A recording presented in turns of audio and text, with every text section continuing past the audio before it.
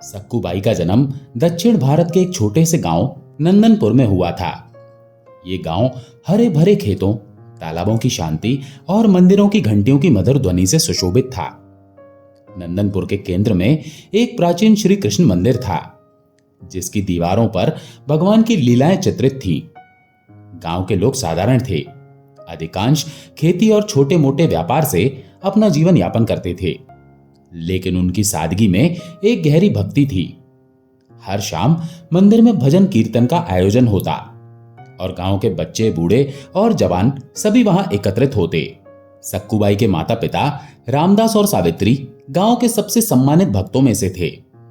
रामदास एक साधारण किसान थे, जिनके पास ज्यादा धन संपत्ति तो नहीं थी, लेकिन भक्ति इतनी प्रबल थी कि लोग उन्हें भक्त रामदास कहकर पुकारते थे।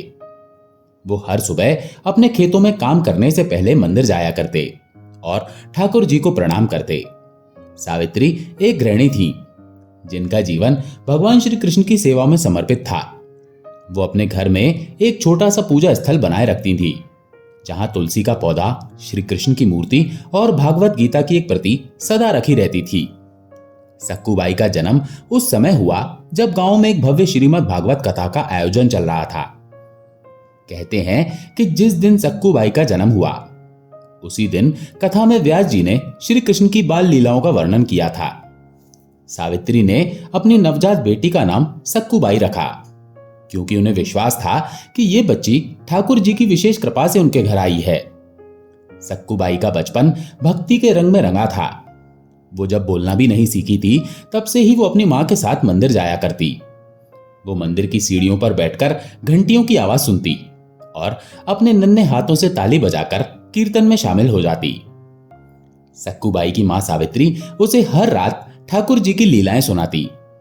वो बताती कि कैसे श्री कृष्ण ने माखन चुराया, कैसे उन्होंने गोपियों के साथ रास लीला की, कैसे उन्होंने कंस का वध किया।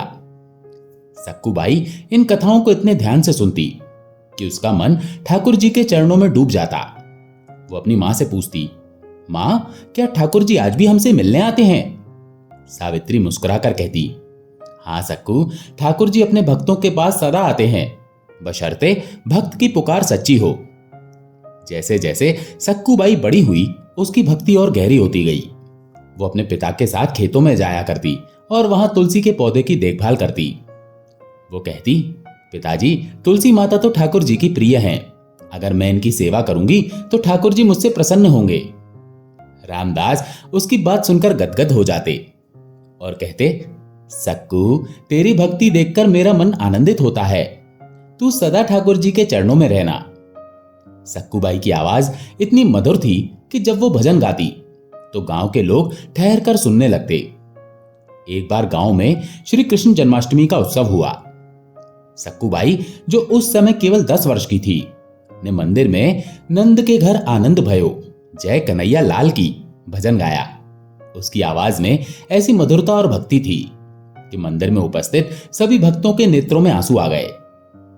गांव के पंडित जी ने कहा, यह बालिका कोई साधारण नहीं है, इसके हृदय में ठाकुर जी का वास है।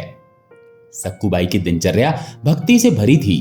वो सुबह जल्दी उठती, मंदिर में ठाकुर जी को प्रणाम करती और फिर अपनी मां के साथ घर के कामों में हाथ बटाती। वो कभी कभी गांव के बच्चों को इकट्ठा करती और उन्हें ठाकुर जी की कहानियां सुनाती।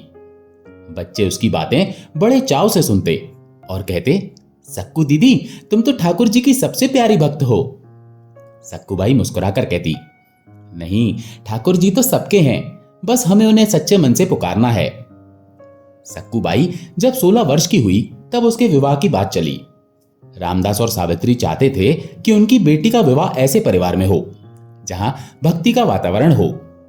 वे जानते थे कि सक्कूबाई का जीवन भगवान श्री कृष्ण की भक्ति के बिना अधूरा है, लेकिन उस समय गांव में रीति रिवाजों का बड़ा महत्व था और परिवार की मर्जी से ज्यादा सामाजिक बंधनों को तवज्जो दी जाती थी। पास के एक गांव काशीपुर में एक धनी परिवार ने सक्कूबाई के लिए रिश्ता भेजा। यह परिवार, जिसका मुखिया गंगाधर था, व्यापार में काफी समृद्ध था।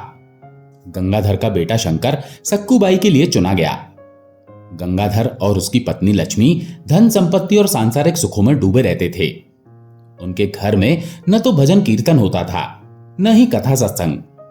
रामदास और सावित्री को इस बात की चिंता थी, लेकिन गांव के बड़ों ने उन्हें समझाया कि यह रिश्ता सक्कूबाई के लिए उचित है, क्योंकि गंगाधर का परिवार सामाजिक रूप से प्रतिष्ठित था।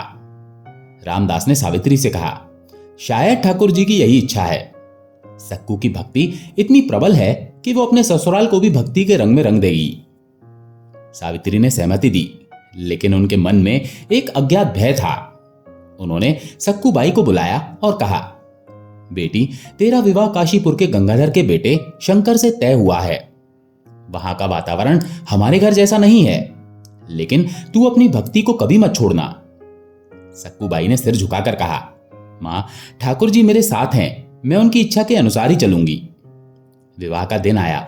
सक्कूबाई को सुंदर वस्त्रों और आभूषणों से सजाया गया। उसका चेहरा भक्ति के तेज से चमक रहा था। विवाह की रस्में पूरी हुई और सक्कूबाई अपने ससुराल के लिए विदा हो गई। विदाई के समय सावित्री ने उसका माथा चूमकर कहा, सक्कू, जहां भी रहना ठाकुर जी को कभी मत भूलना। तेरी भक्ति ही तेरा सबसे बड़ा बल है। सक्कूबाई ने आंसुओं के बीच मुस्कुराकर कहा, मां, ठाकुर जी मेरे साथ हैं, मैं उन्हें कभी नहीं छोड़ूंगी। सक्कूबाई जब अपने ससुराल काशीपुर पहुंची तो उसे वहां का वातावरण बिल्कुल अलग लगा। गंगाधर का घर बड़ा और भव्य था। दीवारों पर सोने चांदी के आभूषणों की सजावट थी और हर कोने में वैभव झलकता था, लेकिन इस वैभव के बीच भक्ति की सुगंध कहीं नहीं थी। घर के लोग सदा धन, व्यापार और सांसारिक सुखों की बातें करते थे। गंगाधर एक कठोर स्वभाव का व्यक्ति था, जो अपने व्यापार को बढ़ाने में दिन रात लगा रहता था। उसकी पत्नी लक्ष्मी और भी कठोर थी। वो सदा सक्कूबाई को काम में व्यस्त रखती और उसकी भक्ति को समय की बर्बादी कहकर तिरस्कार करती। शंकर, सक्कूबाई का पति, अपने पिता की तरह ही व्यापार में रुचि रखता था। वो सक्कूबाई से प्रेम तो करता था, लेकिन उसकी भक्ति को समझ नहीं पाता था। वो अक्सर कहता, सक्कू, ये भजन कीर्तन छोड़कर कुछ और कर, मां को ये सब पसंद नहीं। सक्कूबाई मुस्कुराकर कहती, शंकर, ये भजन ही मेरा जीवन है, मैं इसे नहीं छोड़ सकती। शंकर उसकी बात सुनकर चुप हो जाता, लेकिन वो उसकी भक्ति का महत्व नहीं समझ पाता था। सक्कूबाई ने अपने ससुराल में अपने कर्तव्यों को पूरी निष्ठा से निभाना शुरू किया। वो सुबह जल्दी उठती, घर के सारे काम करती, झाड़ू लगाना, बर्तन मांजना, कपड़े धोना, खाना बनाना, सब कुछ।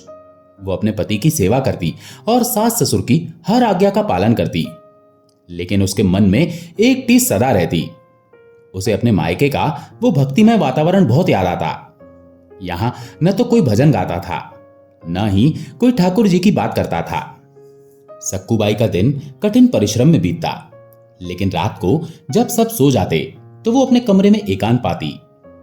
वहां उसने एक छोटा सा पूजा स्थल बनाया था, जहां उसने अपनी तुलसी माला, एक छोटी सी श्री कृष्ण की मूर्ति और भगवत गीता की एक प्रति रखी थी। वो हर रात इस पूजा स्थल के सामने बैठती और ठाकुर जी से बातें करती। वो कहती, नाथ, आपने मुझे यहां क्यों भेजा? मुझे तो केवल आपकी कथा, आपका कीर्तन, आपका सत्संग चाहिए। यहां तो कुछ भी नहीं है। फिर भी मैं आपकी इच्छा मानूंगी, लेकिन मेरे मन की व्यथा आप ही जानते हैं। सक्कूबाई की सास लक्ष्मी उसकी भक्ति देखकर और भी चिढ़ती। एक दिन जब सक्कूबाई अपने कमरे में भजन गा रही थी, तो लक्ष्मी ने उसे डांटते हुए कहा, ये सब ढोंग बंद करो, हम काम करने के लिए बहू लाए हैं, न कि भजन गाने के लिए। जाओ रसोई में काम करो। सक्कूबाई ने चुपचाप सिर झुकाया और रसोई में चली गई, लेकिन उसके मन में ठाकुर जी का नाम जब सदा चलता रहता। वो काम करते हुए भी मन ही मन भजन गाती और ठाकुर जी को याद करती। सक्कूबाई ने अपने ससुराल में कई वर्ष बिताए, लेकिन उसकी स्थिति में कोई बदलाव नहीं आया। वो अपने कर्तव्यों को निभाती रही, लेकिन उसका मन सदा कथा सत्संग के लिए तरसता रहा। गांव में कभी कभी कोई कथा या कीर्तन का आयोजन होता, लेकिन सक्कूबाई को वहां जाने की अनुमति नहीं मिलती। लक्ष्मी उसे सदा घर के कामों में उलझाए रखती। एक बार जब गांव में श्रीमद् भागवत कथा का आयोजन हुआ, तो सक्कूबाई ने हिम्मत करके अपनी सास से अनुमति मांगी। उसने कहा, मां, मैंने सारे काम पूरे कर दिए हैं, बस 2 घंटे के लिए कथा सुनने जाना चाहती हूं, मैं जल्दी लौट आऊंगी। लक्ष्मी ने उसे घूरते हुए कहा, कथा? ये सब बेकार की बातें हैं, तुझे काम से फुर्सत मिलती है तो ये सब करने चली जाती है। जा कपड़े धोने अभी बाकी हैं। सक्कू बाई के आंसू छलक आए, लेकिन उसने कुछ नहीं कहा। वो चुपचाप कपड़े धोने चली गई। उस रात जब सब सो गए तो सक्कू बाई अपने कमरे में बैठकर ठाकुर जी से रो रोकर बातें करने लगी। वो बोली, नाथ, मैंने आपसे कभी धन संपत्ति नहीं मांगी, मैंने कभी सुख साधन नहीं मांगे। मैं तो बस आपकी कथा सुनना चाहती हूँ, आपका कीर्तन करना चाहती हूँ। लेकिन आपने मुझे यहाँ क्यों भेजा, जहां आपकी बात भी नहीं होती? क्या मेरा मन कभी शांत नहीं होगा? सक्कू बाई के ससुराल में भले ही भक्ति का वातावरण नहीं था, लेकिन गांव के कुछ लोग उसकी भक्ति से प्रभावित थे। सक्कू बाई की एक सहेली राधा, जो पड़ोस में रहती थी, अक्सर उससे मिलने आती।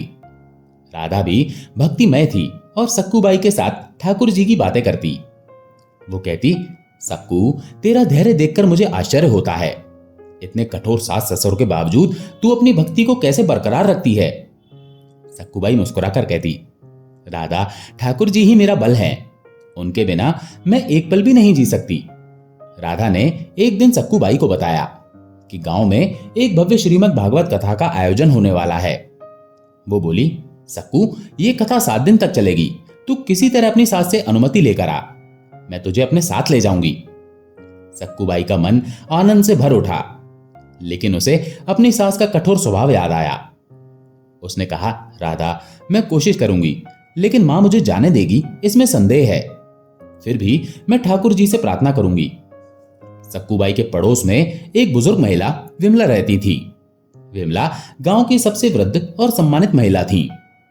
वो सक्कू बाई की भक्ति से बहुत प्रभावित थी।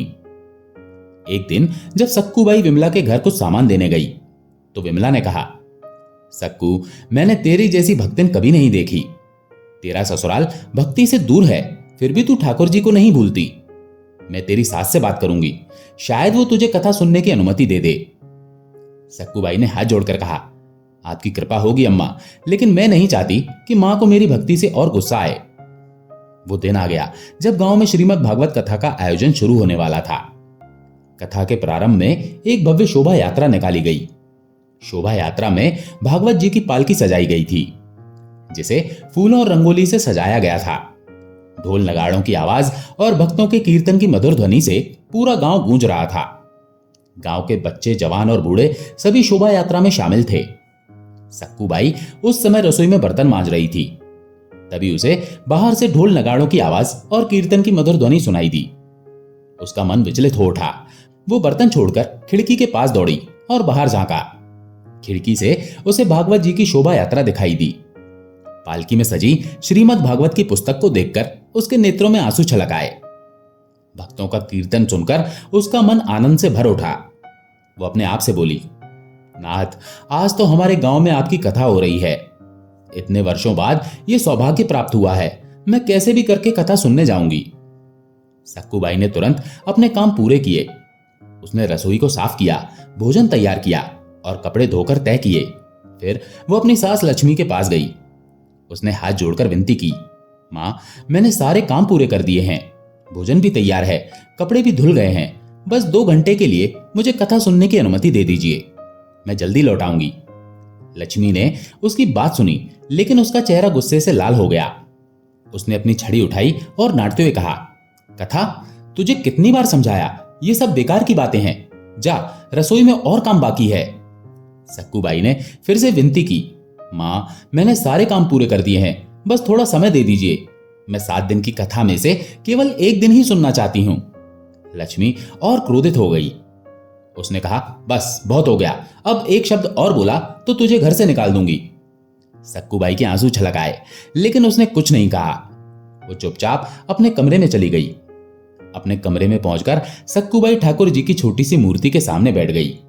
वो रोने लगी और बोली, नाथ, मैंने आपसे कभी कुछ नहीं मांगा, मैंने धन संपत्ति, सुख साधन या वैभव नहीं मांगा, मैं तो बस आपकी कथा सुनना चाहती हूं, लेकिन यहां मुझे वो भी नसीब नहीं।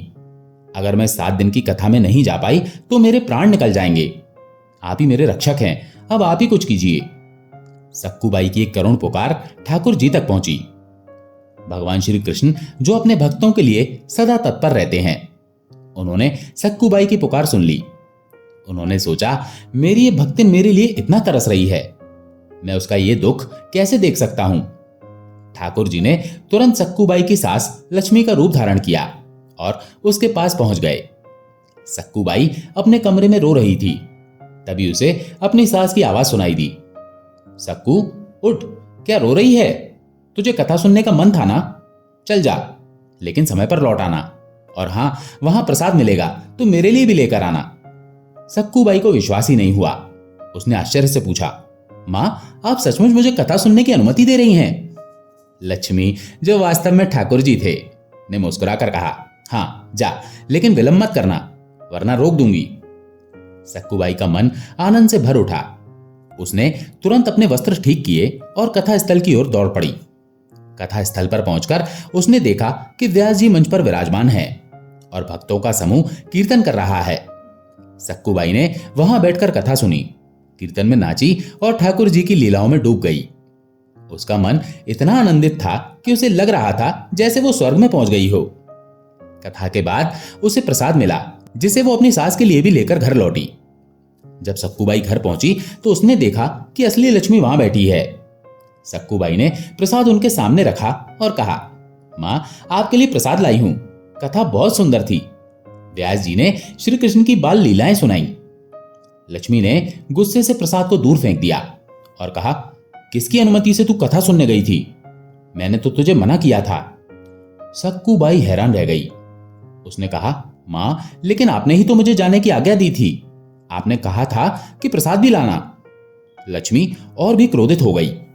उसने कहा, झूठ बोलती है, मैंने तुझे कहीं जाने को नहीं कहा। और तू कह रही है कि सारे काम हो गए थे। मैंने खुद देखा है, बर्तन आधे मंजे पड़े थे, कपड़े धुले नहीं थे। सक्कूबाई ने कहा, मां, मैंने सब काम पूरे किए थे और जब आपने मुझे जाने को कहा तो मैं चली गई। लक्ष्मी ने उसे डांटते हुए कहा, चल दिखा, कहां हैं तेरे धुले बर्तन और कपड़े? लक्ष्मी सक्कूबाई को लेकर रसोई घर में गई, लेकिन वहां का दृश्य देखकर वो स्तब्ध रह गई। सारे बर्तन चमक रहे थे, मानो कोई उन्हें अच्छे से मांज कर रख गया हो। कपड़े भी साफ सुथरे तय किए हुए रखे थे। लक्ष्मी को समझ नहीं आया कि ये सब कैसे हुआ। उसने सोचा, मैंने तो खुद देखा था कि बर्तन और कपड़े अधूरे पड़े थे, फिर ये सब किसने किया? सक्कूबाई के मन में भी संदेह उठा।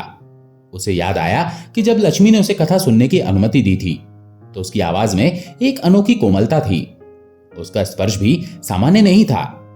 सक्कूबाई ने आंखें बंद की और ठाकुर जी को याद किया। तभी उसे एक दिव्य दर्शन हुआ। उसने देखा कि श्री कृष्ण स्वयं लक्ष्मी का रूप धारण करके आए थे।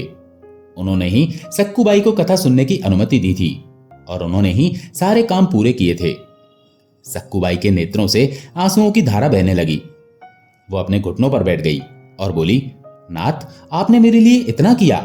मैं तो आपको डांट रही थी, शिकायत कर रही थी और आप चुपचाप मेरे सारे काम कर रहे थे। अब कृपा करके मेरे सामने प्रकट हो जाइए। सक्कूबाई की ये पुकार सुनकर ठाकुर जी प्रकट हो गए। उनके दिव्य रूप को देखकर सक्कूबाई का मन आनंद से भर उठा। ठाकुर जी ने मुस्कुराकर कहा, सक्कू, तू मेरी सच्ची भक्त है। तूने विपरीत परिस्थितियों में भी मेरे प्रति अपनी भक्ति नहीं छोड़ी। मैंने तेरी पुकार सुनी और तुझे कथा सुनने का सुख दिया। अब मैं तेरे परिवार की मति बदल दूंगा। इतना कहकर ठाकुर जी ने अपनी माया से पूरे परिवार को सन्मार्ग पर ला दिया। लक्ष्मी, जो पहले सक्कूबाई की भक्ति का तिरस्कार करती थी, अब उसकी भक्ति को सम्मान देने लगी। शंकर ने भी भक्ति का महत्व समझा और सक्कूबाई के साथ कथा सत्संग में शामिल होने लगा। गंगाधर ने अपने व्यापार के साथ साथ भक्ति को भी अपने जीवन का हिस्सा बनाया। सक्कूबाई की यह कथा पूरे गांव में फैल गई। लोग उसके घर आने लगे और उससे ठाकुर जी की लीलाएं सुनने लगे। सक्कूबाई का घर, जो पहले सांसारिक सुखों में डूबा था, अब भक्ति का केंद्र बन गया। वहां हर दिन भजन, कीर्तन और कथा सत्संग होने लगा। सक्कूबाई ने अपने जीवन का हर पल ठाकुर जी को समर्पित कर दिया। वो कहती, नाथ, आपने मुझे सब कुछ दिया, अब मेरा जीवन केवल आपकी सेवा के लिए है। सक्कूबाई की भक्ति की गाथा न केवल काशीपुर बल्कि आसपास के गांव में भी फैल गई। लोग दूर दूर से आकर उससे मिलते और उसकी भक्ति की कहानी सुनते। सक्कूबाई ने कभी अपनी भक्ति का गर्व नहीं किया। वो सदा कहती, ये सब ठाकुर जी की कृपा है, मैं तो केवल उनकी दासी हूं। उसकी विनम्रता और भक्ति ने उसे गांव की सबसे सम्मानित महिला बना दिया। सक्कूबाई ने अपने जीवन के अंत तक ठाकुर जी की सेवा की। कहते हैं कि जब उसका अंत समय आया तो ठाकुर जी स्वयं उसे लेने आए। उसने अपने परिवार और गांव के लोगों को एक ही संदेश दिया, ठाकुर जी को सदा याद रखो, उनकी भक्ति में ही सच्चा सुख है। सक्कूबाई की मृत्यु के बाद भी उसकी कथा लोगों के दिलों में जीवित रही। आज भी जब कोई भक्त श्रीमद् भागवत कथा सुनता है तो सक्कूबाई की कहानी जरूर सुनाई जाती है। ये कथा हमें सिखाती है कि सच्ची भक्ति और धैर्य से हर संकट को पार किया जा सकता है। ठाकुर जी अपने भक्तों की हर पुकार सुनते हैं और सही समय पर उनकी सहायता करते हैं। सक्कूबाई की भक्ति हमें यह विश्वास दिलाती है कि चाहे परिस्थितियां कितनी भी विपरीत हों, ठाकुर जी अपने भक्तों को कभी अकेला नहीं छोड़ते। दोस्तों, आशा है कहानी आपको पसंद आई होगी। अगर पसंद आई हो तो वीडियो को लाइक करके कमेंट में जय श्री कृष्णा जरूर लिखें। चैनल पर अगर पहली बार आए हैं तो चैनल को सब्सक्राइब जरूर करें। जय श्री कृष्णा।